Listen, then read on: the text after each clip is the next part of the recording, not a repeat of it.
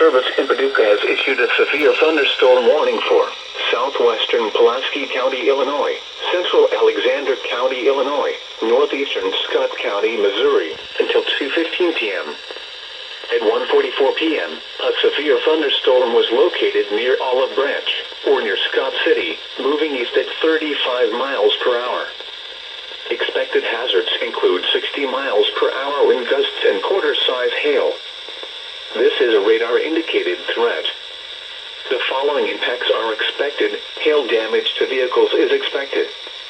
Expect wind damage to roofs, siding, and trees.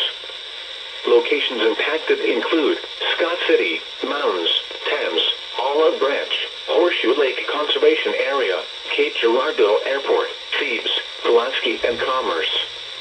This includes the following highways: Interstate 57 in Illinois between mile markers 6 and 15.